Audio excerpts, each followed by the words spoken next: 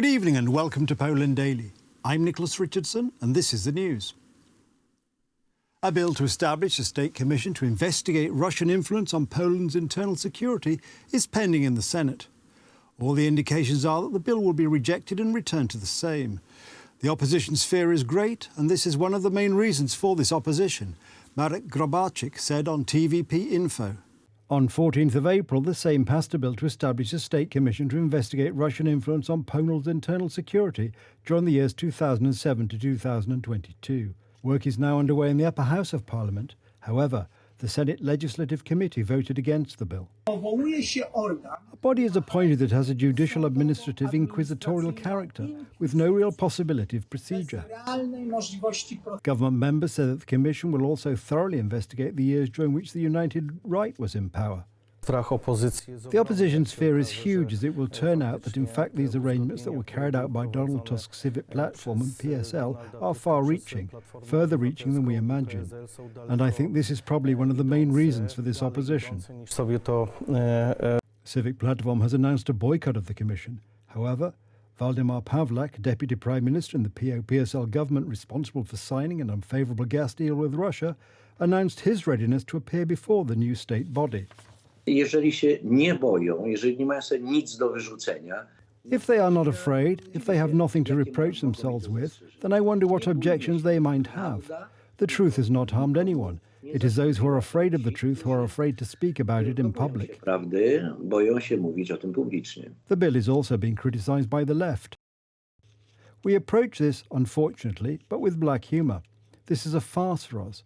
What is being proposed is that it is supposed to go back to the period of just being in power by the PO-PSL coalition, and yet the Commission will not manage to get to the later time period. The PO-PSL government was implementing a reset in Polish-Russian relations. Under this previous government, military units in the strategic eastern part of the country were liquidated. We want to dialogue with Russia as it is. Lack of dialogue does not serve either Poland or Russia and spoils the interests and reputations of both countries in the international arena. Donald Tusk's cabinet also abandoned the construction of the Baltic Pipe gas pipeline. This investment was finally completed last September by the Law and Justice government. It made Poland independent of Russian gas. The scale of these ties between politicians of the current opposition and Russia, the scale of Russia's influence in what was once a communist state, is the biggest taboo of Polish politics after 1989. The commission investigating Russian influence on national politics is to function similarly to the Reprivatization Verification Commission in Warsaw, allowing it to continue its work in the next parliamentary term. If the bill is passed by the Sejm when it returns from the Senate and signed by the President, work could begin as early as the summer. There are only a few months left until the parliamentary elections, which will be held in the fall. The campaign is already in full swing, with individual parties holding meetings in all regions of Poland and presenting their election programmes. Zbigniew Ziobro's political party has gone one step further and adopted a new name. No longer Solidarna Polska, but Suwerena Polska, meaning sovereign Poland. The main focus of Zbigniew Ziobra's politicians' activism will be concern for the security and independence of Poland. At the programme convention, they stress that threats are coming from both east and west.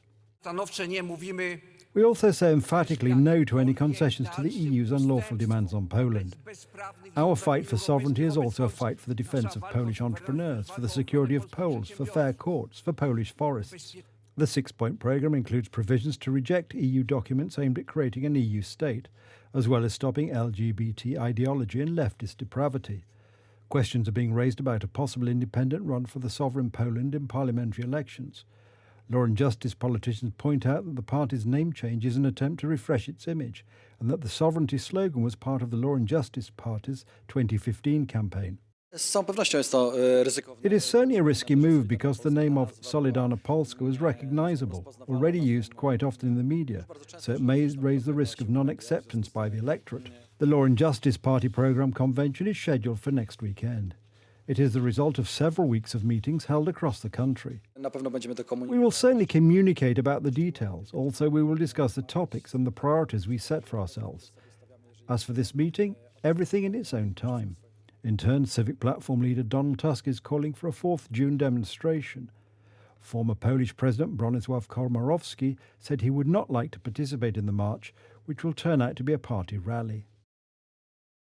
I regret that the beautiful anniversary of the defeat of communism with the ballot becomes a source of confrontation and the object of competition between democratic forces, rather than a signal of the strength of the democratic community in our country. I don't think timely thought was given to how to celebrate with a joint initiative. In a recent social changes poll for Polityka.pl, respondents were asked whether they thought Donald Tusk would become Prime Minister. Only 20% of respondents answered in the affirmative. More than half of the survey participants did not believe in Tusk's success, and 25% had no opinion. Donald Tusk is associated with a politician who does not keep his promises. This is first and foremost, and secondly a politician who keeps changing his mind more and more, his mind about what the civic platform would do after winning the elections. These are probably the things that are most persuasive to not vote for the civic platform. The announcement of the decision to have Szymon Hołownia's Poland 2050 and the Polish People's Party run together could not have pleased the civic platform leader. For several months he had been calling on the opposition to form a single electoral list. Honest answer, Donald. You are not the leader of the opposition. You are the leader of one of several parties that make up the opposition landscape. Parliamentary elections will be held in the fall. The President will announce the date of the elections 3 months before the voting date. Then the official campaign, which has been going on for several months, will begin. Russian President Vladimir Putin must be brought to justice for his war in Ukraine. Ukrainian President Volodymyr Zelensky said earlier today in The Hague, calling for the creation of a war crimes tribunal separate from the International Criminal Court. Of course, we all want to see different Vladimir here, in The Hague. The one who deserves to be sentenced for these criminal actions right here in the capital of the international law. And I'm sure we will see that happen when we win, and we will win. The aggressor must fear the full power of justice, only him. Yet this is our historical responsibility of the modern generation to make the total punishment for aggression inevitable, to prevent the aggression against our country and also new wars. There are potential aggressors in the world, and the world must see justice to see peace fully secured. But only one institution is capable of responding to the original crime, the crime of aggression. A tribunal.